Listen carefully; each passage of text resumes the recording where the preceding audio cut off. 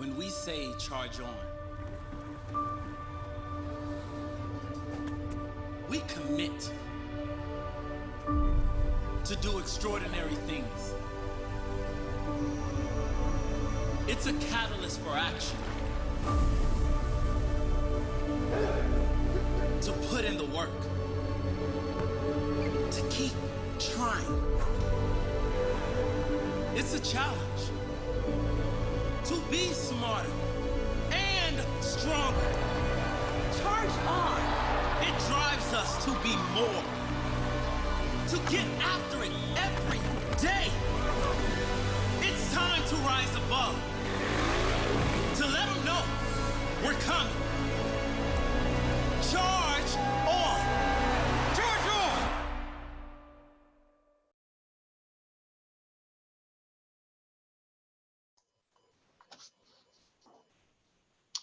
Good morning. Welcome to our second Rosen College Research Colloquium for the fall semester. Today we have a very exciting two presentations, and the presentations will be delivered by Dr. Piotr Zientara. He is an associate professor from the University of Gdansk in Poland, and Dr. Valeriya Shapoval, assistant professor at the Rosen College, UCF Rosen College of Hospitality Management. Before I defer to Dr. Zientara, I would like to share with you some household items.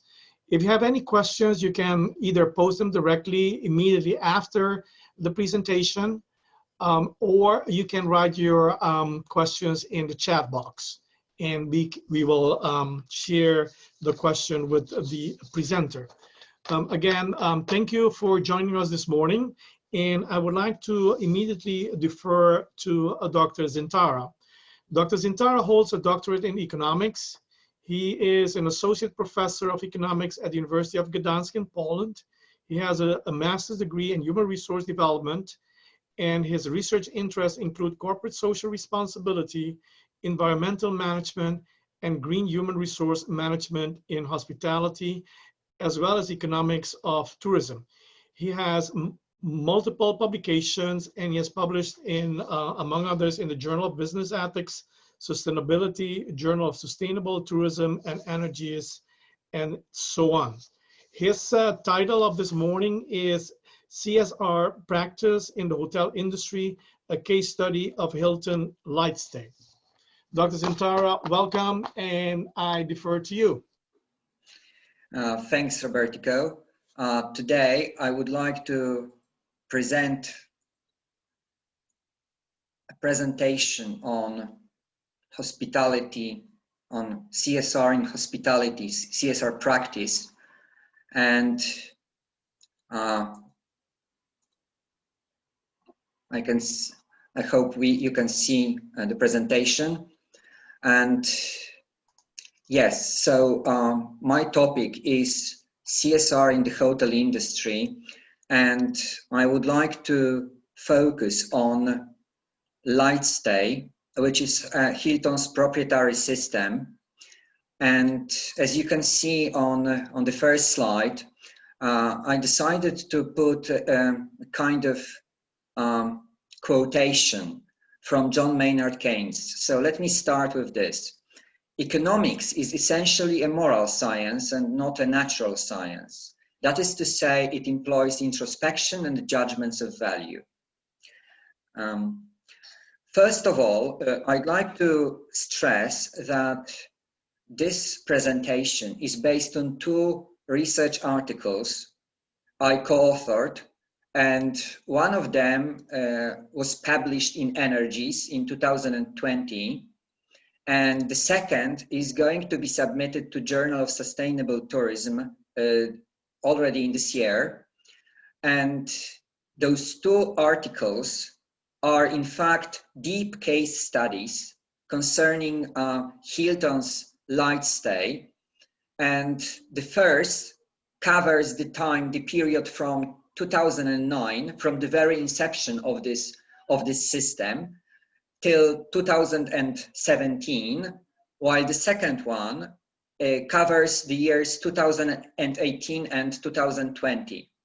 So together, those two articles constitute a kind of holistic overview of this sustainability performance measurement system, which is proprietary.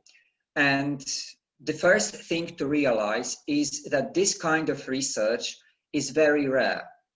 This is because companies like Hilton, Marriott, meaning international, top international hotel chains, are very unwilling to share any kind of information, any kind of knowledge to make them public. So thanks to my co-authors, some of whom are or were Hilton employees, because unfortunately one of those people has lost her job due to the pandemic, to the effects of the pandemic. But because we had access to information, to know-how, which is normally off limits to the public, we managed to write those two articles. And you have to know that Journal of Sustainable Tourism is going to launch a kind of business practice section in which it's going to publish, sort of business case studies which go deep into the matter, trying to show the practical side of certain solutions. And we are going to submit the second of these articles soon.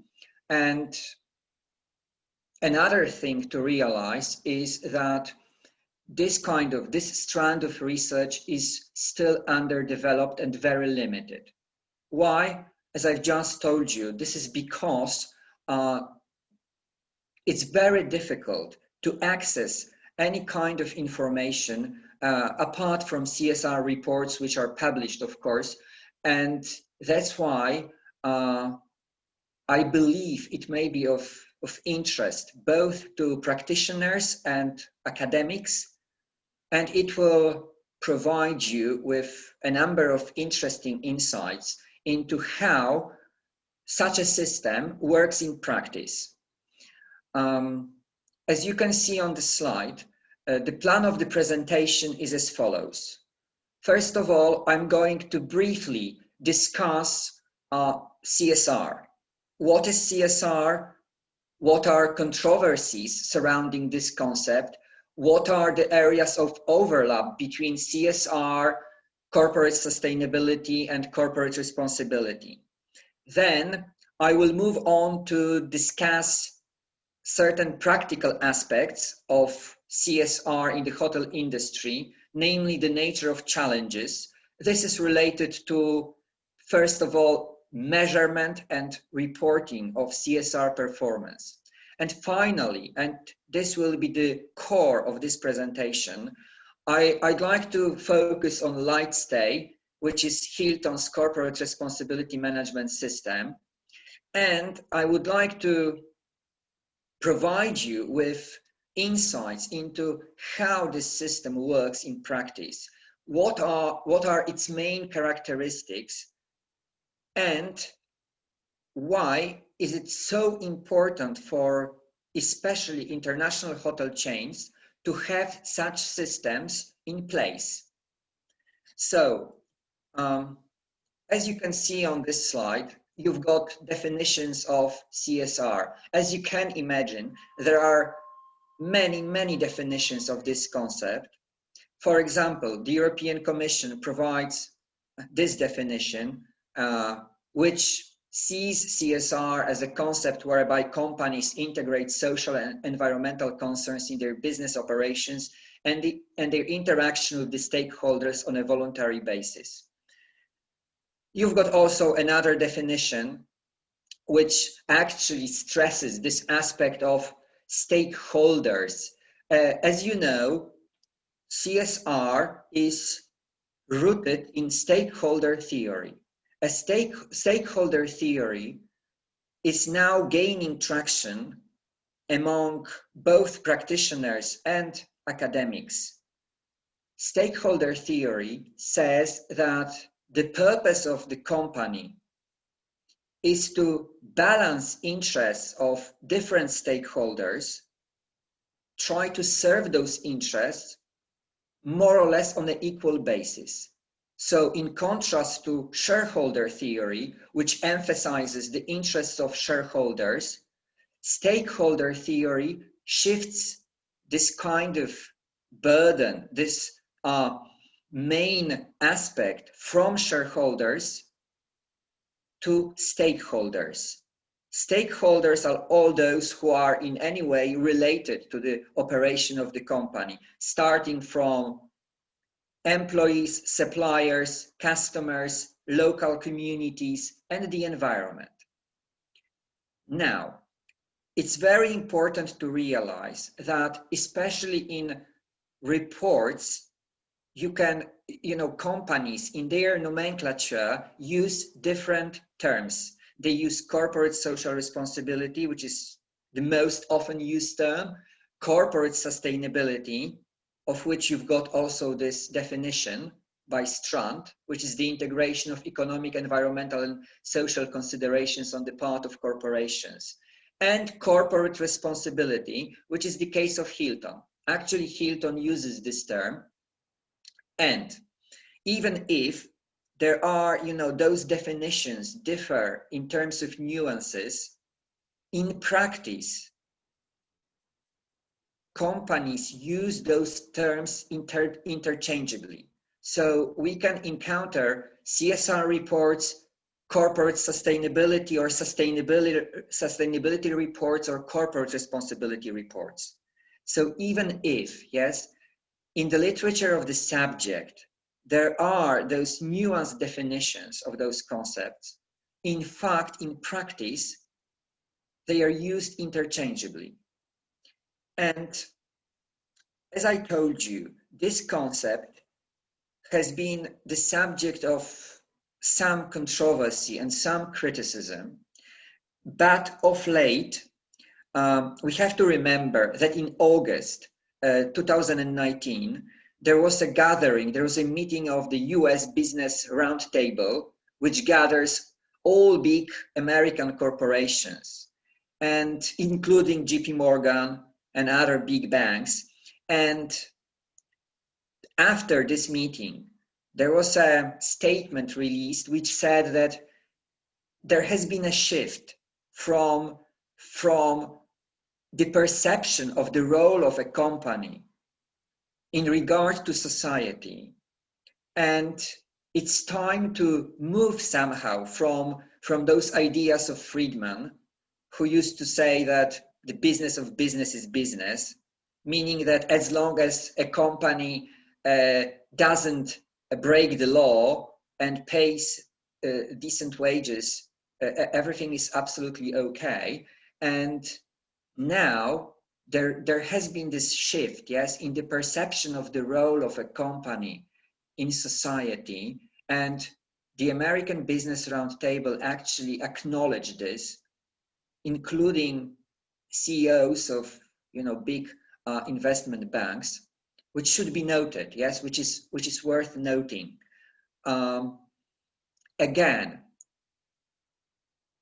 there needs to be a recognition that CSR does not say that that a company should not maximize profits. No, on the contrary, it should, but the question is that it shouldn't maximize its profits to the detriment of environment, employees, not only directly employed, but also those alongside the supply chain, and of course, local communities. So the idea is that profit is still okay, but not at all cost. And once this profit is generated, maybe it should be divided in a slightly different way, with a bit more going to workers and local communities and the environment, rather than only to shareholders. And I'd like to immediately counter one of the most frequently cited arguments, yes, that it's just a fad or something like this.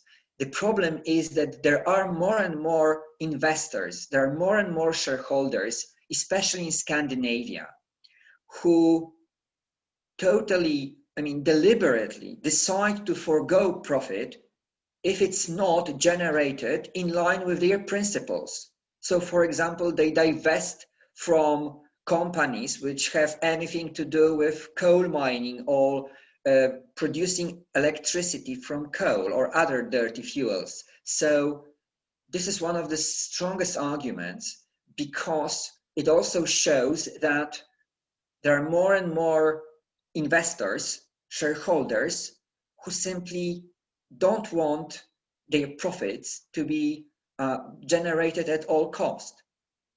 And another important thing to realize is this kind of two fundamental approaches to CSR, strategic and instrumental.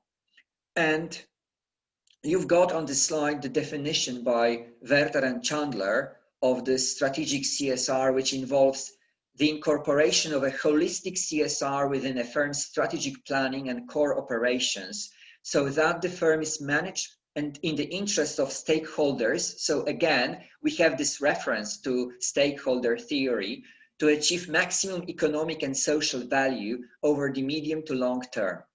To put it differently, strategic CSR is about seeing CSR as a core value, which is embedded in the organizational culture, which in a way determines all the managerial and operational decisions. In this case, CSR becomes a guiding principle, a kind of managerial philosophy. And this has to be contrasted with this instrumental approach. I call instrumental, and I published an article in Journal of Business Ethics in which I make this case, yes? And I'm definitely somehow skeptical about this instrumental approach, which is, which treats CSR as a kind of add-on, bolt-on activity that serves all kinds of, PR or marketing purposes. And when I teach or when I sort of write, I'm express strong skepticism about, this kind of approach, which is, treating CSR as another, tool in a managerial repertoire, which somehow, boils down to certain, showing off. Yes, look at us, how well what we are doing for charity, etc. I mean, very often those activities are more or less disconnected from major business, core business operations, and they don't permeate every dimension, every aspect of a company's operation, including supply chains. Yes, especially now in the era of globalization, it's very, very important to include, also CSR thinking into supply chains. Yes, a case in point is Apple. Yes, which for many years somehow denied its involvement in in what was going on in Foxconn's factories in China, where employees, being so frustrated and desperate, committed suicide.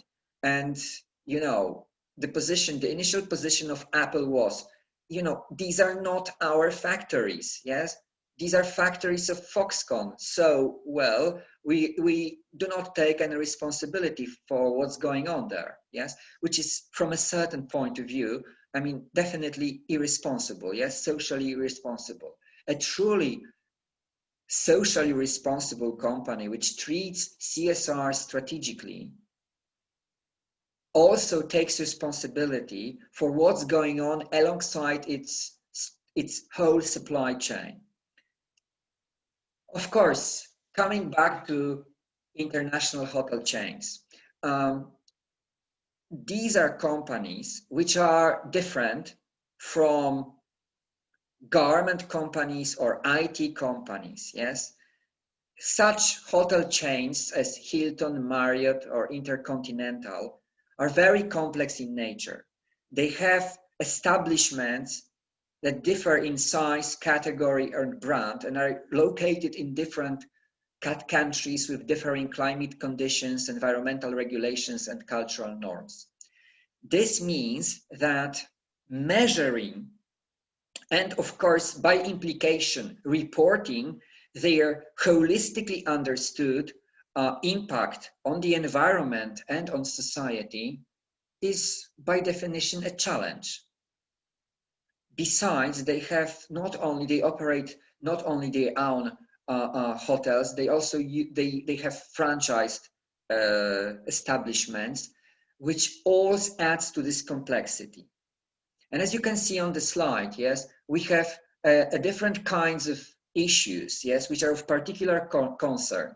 For example, multiple stakeholders involved in a single asset, for example, a property. Sometimes, if a given hotel chain pursue this so-called asset-light strategy, it does not want to own properties. Yes, these are usually owned by different entities, and then the question comes: who is going to incur those initial costs used, for example, for making those buildings more environmentally friendly?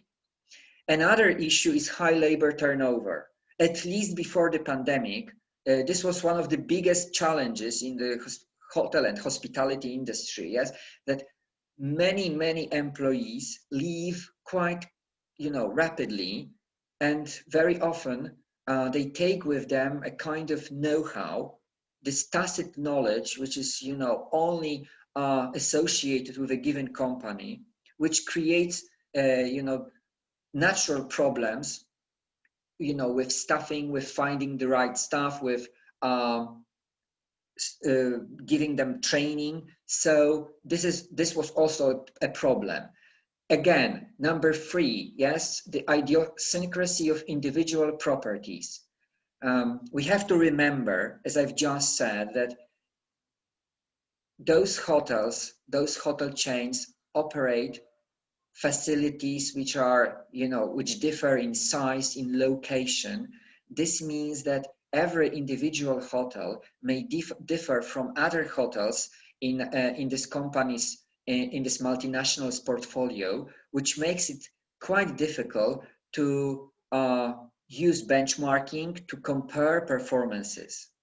And finally, we have varying standards and cultural issues in different destinations, which in practice means that different aspects of sustainability or corporate social responsibility can be prioritized. So in sum, yes, hotel chains face serious issues, serious difficulties in accurate measurement and reporting of their CSR or sustainability or corporate responsibility performance, whatever term we use. As far as environmental variables in the hotel industry are concerned, we should bear in mind such things as weather, which is more than climate, yes, which matters, the handling of laundry, the presence of specific amenities like swimming pools, golf courses.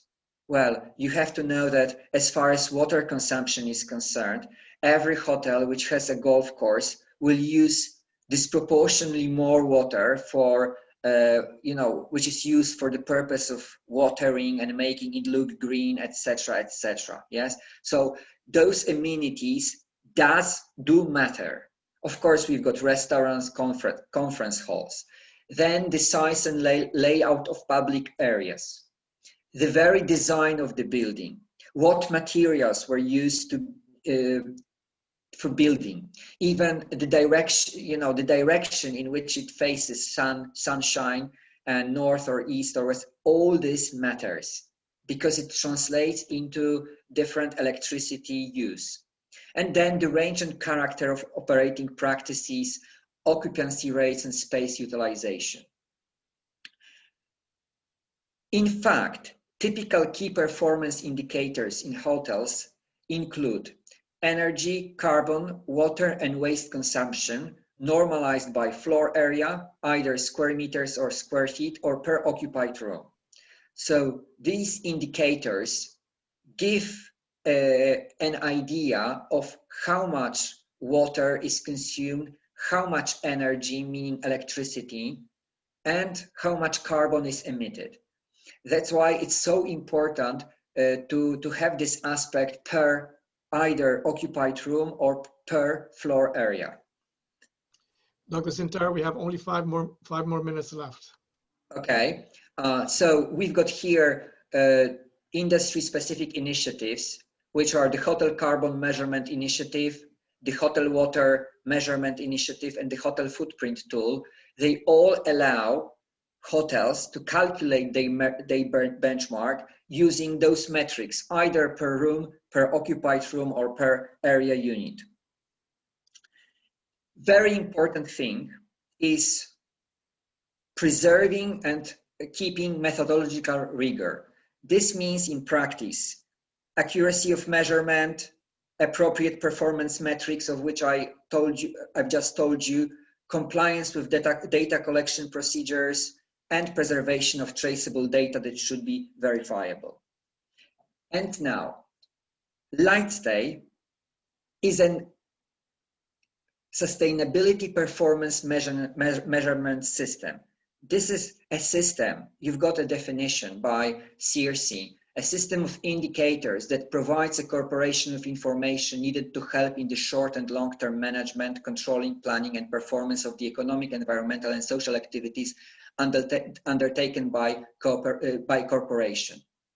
So the idea is that an ideal system like this should be a kind of holistic platform that integrates precise measurement of a firm's environmental effects with both its strategy and business operations. So it should be user-friendly, it should have functional comprehensiveness, measurement accuracy, and performance benchmarking capability. And Hilton, LightStay is such a system. Before it came into being, in 2002, Hilton launched Energy Watch and Hilton Environmental Reporting. Compared to LightStay, they were just simple tools for monitoring, recording, and analysis of utility consumption data. In 2007, a more sophisticated tool was introduced, HEAT, meaning Hilton Environmental Analysis and Tracking, which added cost and included details on a hotel's profile and operational characteristics. And finally, in 2009, LightStay was launched. In 2015, it's LightStay 4.0, and in 2019, LightStay 5.0.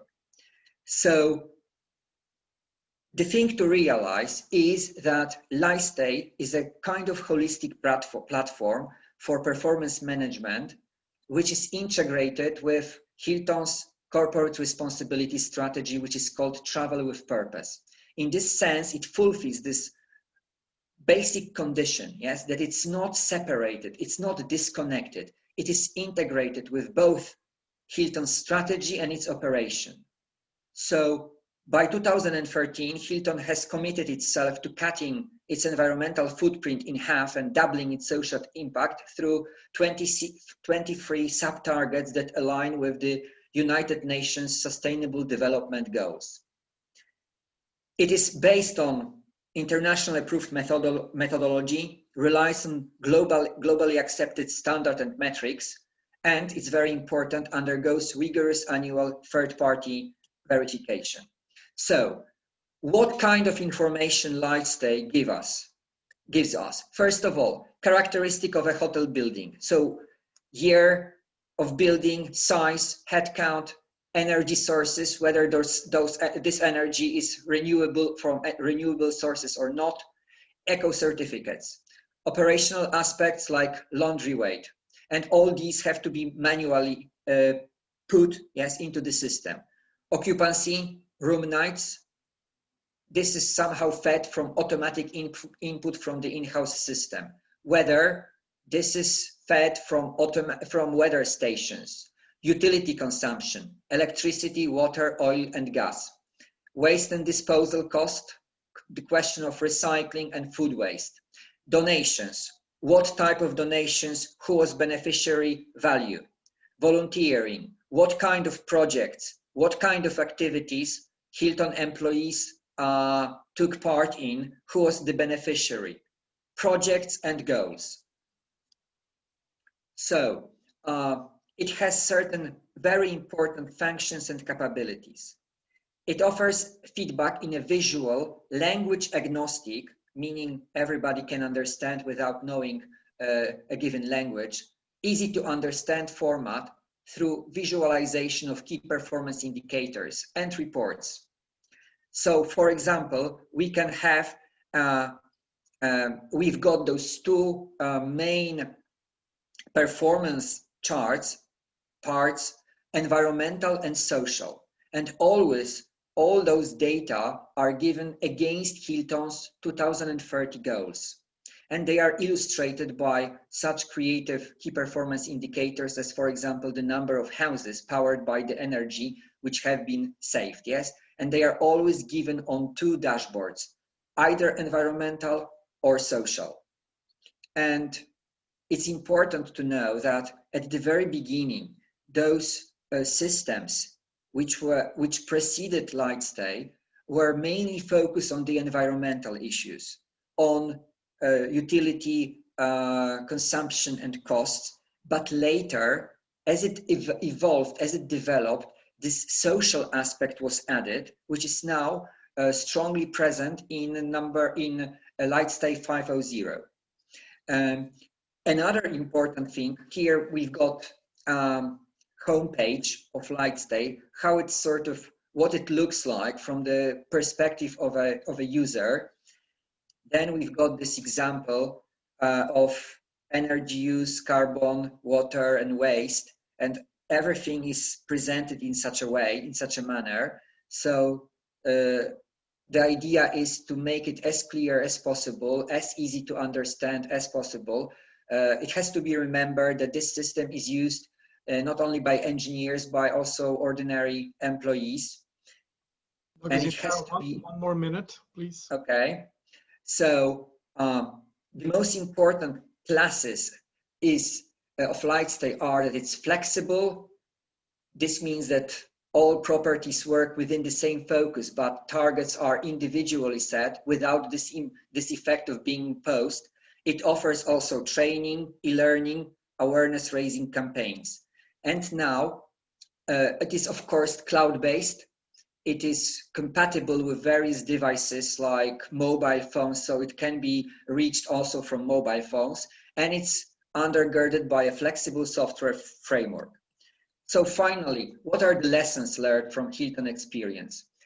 First of all, the development and functioning of such a system should be constantly monitored and improved. So it should be based on user feedback. It's very important to know that Hilton conducts internal surveys asking users and employees what they think about functionality, user-friendliness. It should take into account organizational needs, but also new external expectations and, of course, technological progress. All employees should be engaged, so provision of training, raising green awareness, but also avoiding overcomplicating things. User friendliness should be constantly improved. This is very important in all kinds of surveys. Usually employees complain that user friendliness leaves something, a lot to be desired. Dr. Zientara, I have to interrupt because of the interest of time. We have to move very quickly to the second presenter. So can you please wrap up right now so we can move to the second one? Okay, so finally, with CSR now being a kind of accepted philosophy and the obligation of, for corporations to release every year CSR reports, it's absolutely difficult to imagine how hotels, how international hotel chains could comply with this without such systems. It's absolutely indispensable, and it helps them definitely reduce their environmental impacts and double their social impacts. Thank you very much. Dr. Zientara, thank you for an exciting presentation. I would like to move very, very quickly to, in the interest of time, to Dr. Valeriya Shapoval. She is the assistant professor here at Rosen College. Her topic is evaluation of COVID-19 pandemic effects on the hospitality industry using general systems theory, the cases of USA, Israel, and Sweden. Dr. Shapoval, I defer to you. Thank you, Dr. Cruz. Dr. Zientara, could you please stop sharing?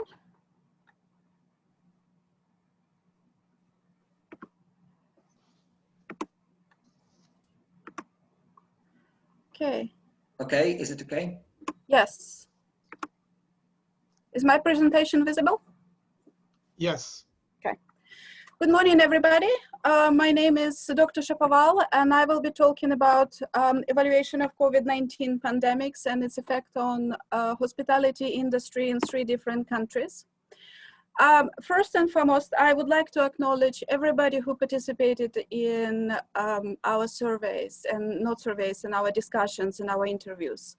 It was heartfelt during a time of the beginning of the crisis and into the summer when people actually took time to share their experiences, to share their lives, their work at time of such pandemic and difficulties. Why have we chosen USA, Sweden, and Israel? Well, those are 3 countries that were impacted so much. US is leading in COVID, and Sweden took different steps from majority of Europe, and Israel is going through the 2nd wave. Those countries were impacted sort of uniquely, and the ways they approached the treatment of COVID pandemic. And we thought it would be informative to analyze them both. Now, why study is relevant? This is just a visual, and I will move on from it, but we can see and compare just through our eyes that recession of 2001, September 11, and recession of 7 and 9, which is one of the worst recession that was known in the recent history. And currently COVID-19, you can see how dramatic impact COVID-19 had on the job loss. A little bit on a theoretical background. We used general system theory, and we use qualitative study. Question is, why qualitative? The simple explanation is, if we do quantitative analysis, quite often we simply sort of looking back. Yes, we are looking at certain events, what was the results, and we hypothesize certain constructs and we test it. The qualitative analysis gives you chance to evaluate right now what's going on, what is happening, how people feel, the depths of the emotions. And more importantly, COVID-19 is something that is very, very unique right now. We haven't experienced something like that since Spanish flu, which is the beginning of the 20th century. So it's very unique, and it is important to realize the uniqueness of the situation and see how things evolve, especially such important industry as a service industry. The general systems theories, there is a definition. In the interest of time, I'll explain in my own words. We're looking at a study or at overall phenomena, and where every different field is studied separately. We're looking at hospitality, we're looking at tourists, we're looking at economics, we're looking at medicine, but overall, and while they're studied separately, they're a system of one. They are all affecting the country. They're all affecting a world. They are all, and hospitality has a dramatic impact on employment within the United States and all 3 countries we have compared. Therefore, we're looking at individual, organizational, community, industry, country, and the world, and how hospitality industry affected this COVID-19 impacted people that way. Crisis is an event which suddenly inspires and transpires into unfavorable situations. Current pandemic of COVID-19 laid bare vulnerability of hospitality industry.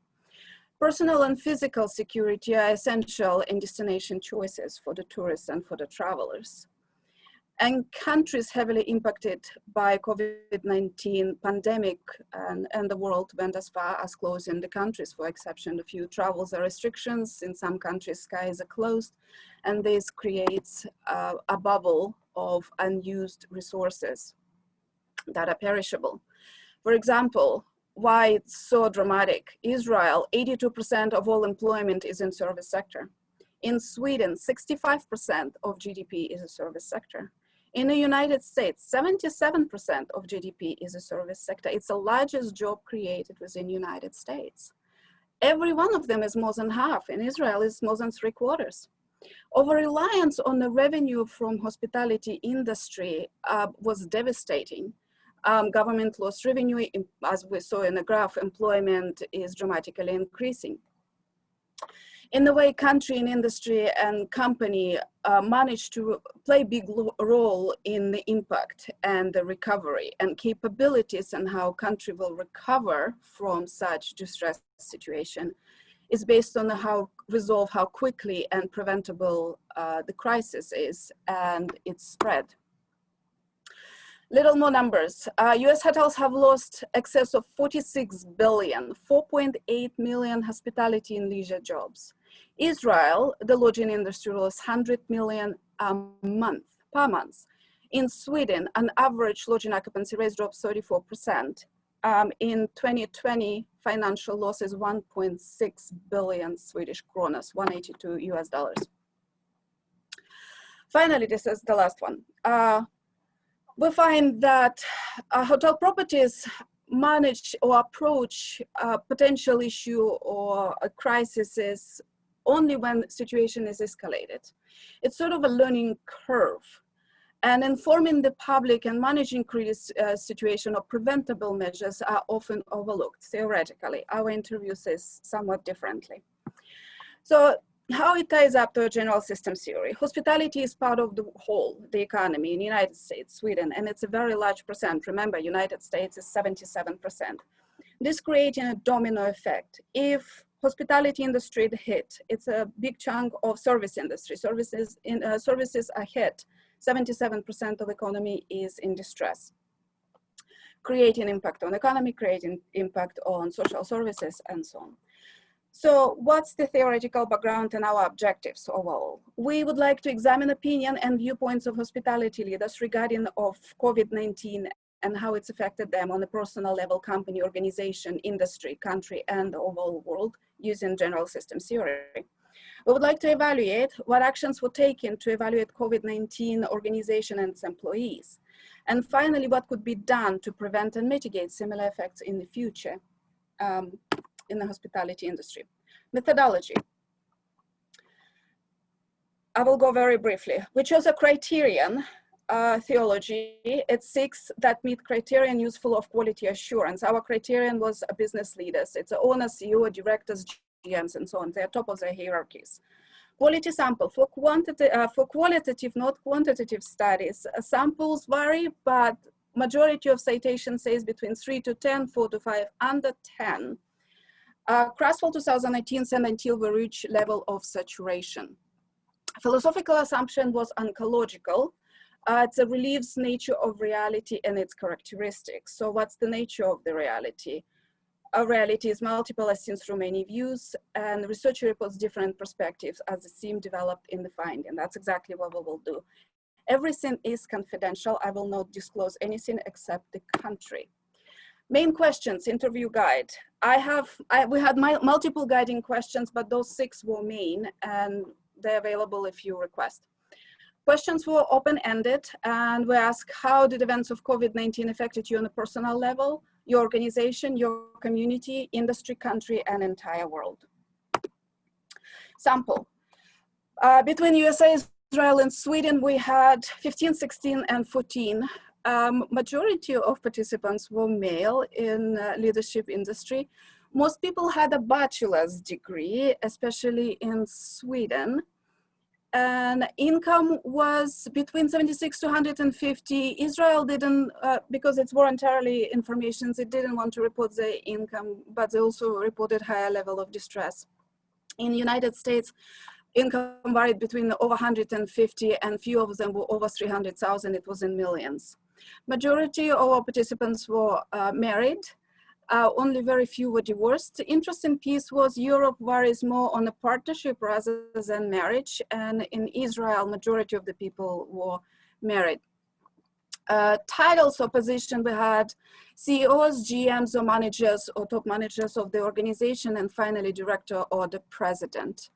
I'll not talk about number of employees. Numbers varied from 1 to 5. It's a self-owned business to hundreds and thousands. Results. Remember, we're talking about leaders in the industry. So these people are employed, at least so far at the time of the interview, and they're on the top of the organizational hierarchy. So we're looking from top down, and we're looking at the people who actually were decision makers. So on the personal level, the stories, there are positive and negatives. Intention usually depends, especially at the time of such despairs, intention to think that everything is bad. Not true. So negative keywords were despair, confusion, stress, anxiety, denial, a very strong worry for the family, depressive symptoms. My parents live here and they're 60, concern for my family. I can't see my wife, she's very high risk and I work with people, I can't see her. We have a denial optimism, there is a belief and disbelief. On the positive side, people found the connection. Many countries, especially in the hospitality industry, it's often work, work, work, work. We dedicated to our work. In hospitality, we work holidays. Some people, while Israeli scene was very deep emotional condition, there are strong emotions portrayed, deep despair, big loss. They seek solace, there is strong connection with the family. Sweden were more optimistic. It's almost like a philosophical point of view. It was very interesting. It was right across any of the levels. And it's almost like this too shall pass. Things will happen. I'm still young. This will be okay. US sim was a very strong anxiety. However, Americans have rediscovered connection with the family and friends. It's almost like it's, the thing is, it's important and help me to take a step back and reevaluate. I'm alive, I'm still have a job. I exercise every day. I try to enjoy some quality time with kids. I have been a food and beverage person in a hotel for 19 years. I have never known holiday as a guest. Now I can actually enjoy the holidays. I'm calling everyone a lot more. So there is that more interhuman connection, which people seem to have been losing. And you almost can hear surprise in people's words when they talk about it. Organization, keywords, despair, stress, anxiety, worry, and financial hardships. On the positive side, we are more connected with people, increase empathy, awareness, value of money, and value of people. On Israeli themes, there was a very strong sense of organizational community, just like family. There is a deep care and there is a deep sadness. Very, very strong emotional charge continued throughout entire whole interviews. In Sweden, there is a sadness, but again, they are more optimistic, at least on the surface and at least during interview. Again, we will find a way. Things will change. In US, very strong shock because everything was so well and it was so sudden. But there is also strong realization on a personal and an organizational level that between people connectivity, it's not all about the bottom line. There is very strong sense of empathy toward another person. I had person, he was HR director, and he was sitting and crying in front of me when he was talking the interaction with people, how much they try to keep connected and how much they're working hard to bring their people in. I had another HR director who was a female. She didn't cry, but you could see when you talk to her that amount of stress it takes when they have to let go of people. That realization and that strength of empathy was very much overwhelming. Community. Community was a bit challenging because people perceive community more or less. In Israel, it was a business community. In USA, it was more community versus friends. Sweden was a big interest to me because they showed a very, very strong sense of community. It's almost like we need to start caring for it. There was awareness that we're the team. For example, losses frustration. We have not got many help directly. There is frustration about the children that they cannot go out. There is less of interaction. Community has been taking different actions that we are supposed to help and that we're supposed to be positive. But not many actions were taken to really help us. For example, both got more united, but at the same time more fragile, and therefore we also realized that we had to help each other to go shopping and basically do a lot more united. So it was very interesting input. Industry. This was an interesting piece. Negative key piece was sadness, frustration, reevaluation, vulnerability, calamity, hysteria word often came up. On the positive side, people were talking about their passion. They were talking about their determination. They were talking about innovation. There was a strong talk of financial awareness and how to keep good business. And talk about domestic consumption, because it became so global, everybody was thinking of international tourism, came the reevaluation that we should look domestically, and it's just as good. As far as sentences, there was a frustration that hospitality industry was not as well treated as airline industries. We didn't get as much support from the government. There is a strong concern that COVID-19 shows instability of the industry. So that created a bit of a concern and a shock. And for example, I love it, but it's not stable because it's just happened in the last few months. It's difficult to build stable career. On the other hand, people show this strong passion. I love it, and they try to make the difference. There is increased amount of use of technology. People find the best way to stay healthy and also increase that domestic consumption. One piece of information, I'm not sure if I put citation in here, people were talking about different quality of travelers, and it came across many countries, and that's why I'm talking about it. An adjustment to a different, in the US they told me different season, not as well seasoned tourism, not as well seasoned travelers. Israeli theme was a very strong sense of helplessness and concern for government support. In Sweden, there was more concern for regulation and misinformation, such as there is a demand to stay as usual, to stay open, but at the same time people are concerned with the help, so what are you supposed to do? Let's see, country. Country was a little more ambivalent, I should say. There is a frustration, ambivalence, political isolation, and fear. Incredible fear. A lot of people have great divide. You know, I think unfortunately, like most of everything else, poor countries suffers the most. Have little less healthcare access and very little terms of government assistance. We couldn't have unified. It's the biggest calamity I have seen in my life, just about. We couldn't get unified message across country and between Democrats and Republicans do something about it. There is a very strong message about things being politicized, concerned with politics, while US right now is election year, rather than concern how to stay united and how to prevent the illness, how to help and get over it. Israeli was very much concerned with misinformation and political approach. However, they were very much philosophical about it. And very often theme came that time will judge what is right, what is wrong.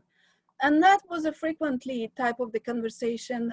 We are tempted to say that everything bad, but at the same time, we have to look back that nobody really expected it, and perhaps we are doing the best we can. Sweden was somewhat ambivalent. However, they were concerned with the brand of Sweden brand damage. There was a very strong concern how seniors were treated and how it affected it negatively, and how it opened up that particular negative information. USA theme was very strong about political separation, Democrats and whatever the name. The leadership concern was there. On the positive side, Republicans and Democrats, I'm sorry. The positive keywords, economic support, reevaluation of what you have. There was a strong this message that at least we can have the unemployment, at least we have support. There were money put and people will help, people can claim certain unemployment. How difficult it was, that was a different piece, but at least there was an understanding that support was there. And a lot of people have reevaluated what they have and how much they have, I should say. World, do I have time? Frustration, sadness, low trust, hope, lack of unity and cooperation. There is a strong hope that we will make it. There was a strong hope that we will find a cure, and there was a strong hope that medical community will rise above it all. There is an observation that sort of everybody is locked up in their own country and trying to help themselves rather than there is a unity to make it work. The reason there is this message is because this is global pandemic. It's not just individual country. And on an individual level, people perceive that being unanimous at this moment, unite our resources and create a cure that will save us all as the world pandemic is not there. There is not much belief on national organizations such as World Health Organization and United Nations across all countries. Israeli, when you ask them to compare about the world, they actually have a baseline of comparison to United States. There is more respect to the Europe, saying that people actually follow, look at Israel, America as well, and look at Europe from different angle, because they're actually kind of trying to protect each other by allowing the domestic tourism. And they're also different people from us in Europe. If you ask them to do something, they do it. They don't argue so much. Sweden, comparing actually themselves to the rest of the Scandinavia and how it affected, how it portrayed Sweden in a negative way, but they're more concerned with sustainability and climate change and hope that COVID-19 will be a wake-up call. USA theme consistently is vaccine, vaccine, vaccine. Wish and hope for vaccine. And yes, there is strong awareness that world is not really cooperating. We need a vaccine. Shapoval, 2 more minutes. Yes, Dr. Cruz. Conclusions, I'm at the end. At the bottom line, since I have a very short period of time, this is all not so bad. When you talk, it is very tempting to say that everything is bad and we're at the end of the world. It's really not. You can see that while we have distress, there is a strong compassion. While we are losing money, there is also awareness that finances needs to be taken care of and business needs to be much less leveraged as we do. There is a shock of level of unpreparedness, but at the same time, across all, awareness needs to be there, but nobody expected it. And the term or time of being told that this is happening was really, really short between first event and actual pandemic. There is need for a use of technology and that innovativeness springs forward. And yes, there is strong awareness that there need to be a contingency plan and hope that from sterilizing our properties will actually go to a sanitation. There is unfortunately lack of perceived unity in the world and not much trust, I would say, into World Health Organization.